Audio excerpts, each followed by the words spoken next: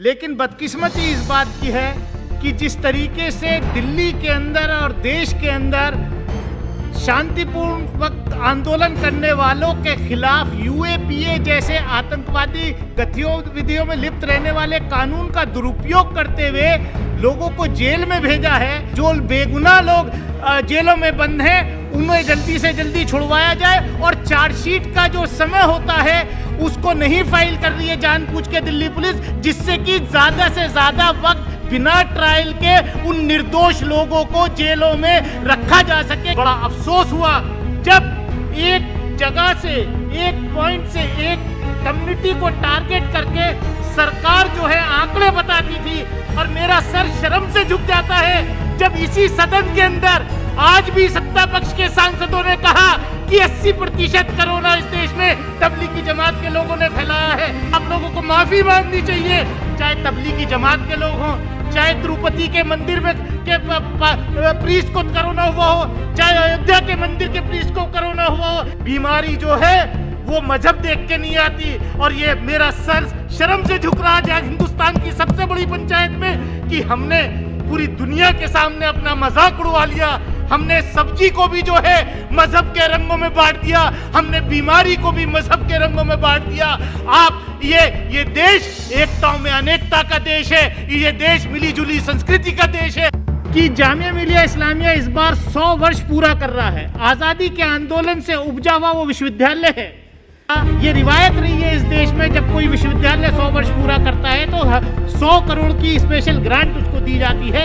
2015 में बनारस हिंदू विश्वविद्यालय को दी गई थी। मेरी डिमांड है कि जामिया मिलिया इस्लामिया को भी, जो एमएचआरडी की रैंकिंग में इस बार पहला स्थान प्राप्त किया है, उसको 100 करोड़ की स्पेशल ग्रांट दी जाए।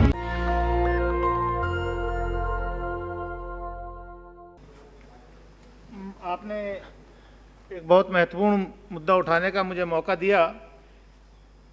अध्यक्ष महोदय, सब जानते हैं कि संसद का काम कानून बनाने का है, और आम जनता अगर उस कानून से सेटिस्फाई ना हो तो उसका हक है आंदोलन करने का। जैसे अभी कल बिल पास हुआ, किसान आज सड़कों पर हैं, आंदोलन कर रहे हैं। ऐसे ही इस संसद ने सीएए एक्ट कानून बनाया, उसके खिलाफ देश भर में आंदोलन हुआ।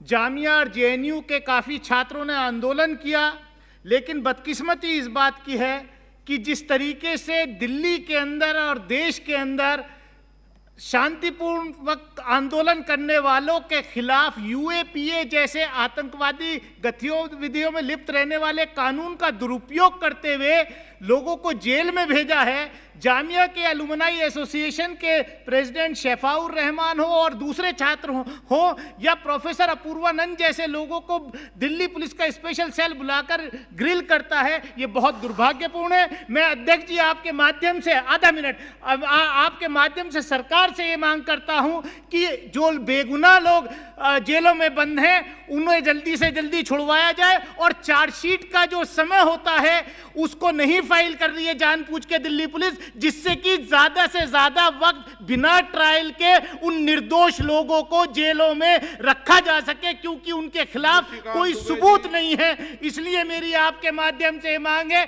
कि मैं सीधा 2-3 बात माननीय वित्त मंत्री जी से आपके माध्यम से कहना चाहता हूं। मेरे कल के ही मेरे एक सवाल के जवाब में माइनॉरिटी अफेयर्स मिनिस्टर ने जो जवाब दिया है, उसमें जो ग्रांट्स उत्तर प्रदेश को जाती हैं वो पिछले 5 साल में 50% घट गई, और यूपी गवर्नमेंट का यूटिलाइजेशन जो है पिछले साल का सिर्फ 10% है, 9.9%।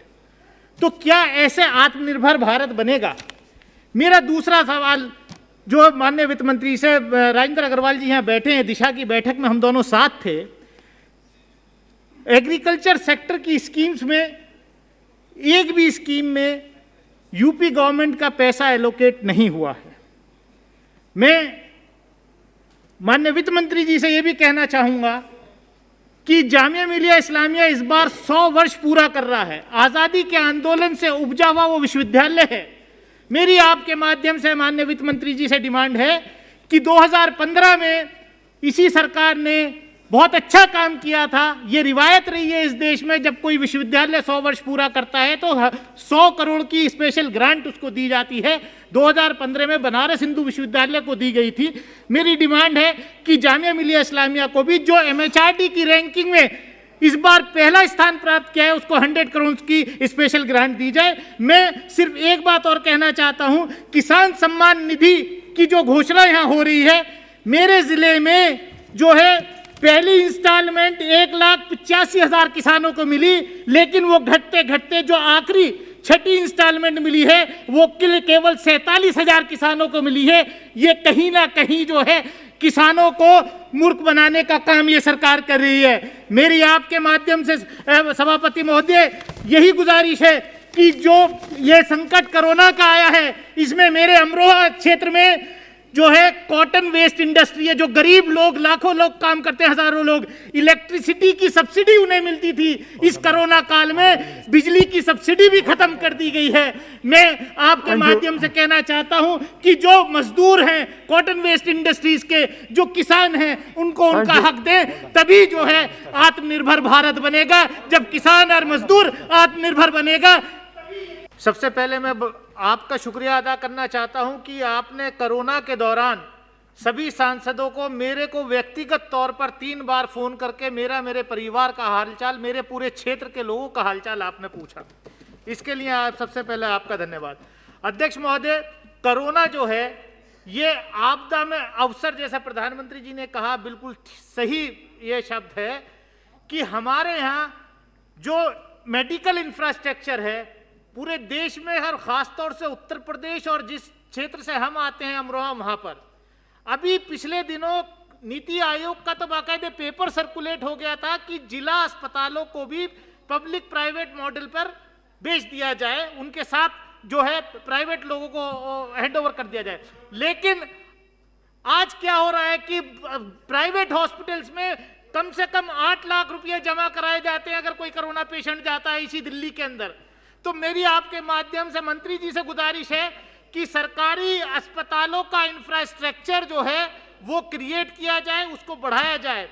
मैं आपके माध्यम से सिर्फ इतना ही कहूंगा, अभी सत्ता पक्ष के एक सांसद ने बहुत अच्छा भाषण किया, निशिकांत जी ने, अनेकताओं में एकता को बढ़ाने का ये मौका मिला है, सही बात है, ये मौका मिला है।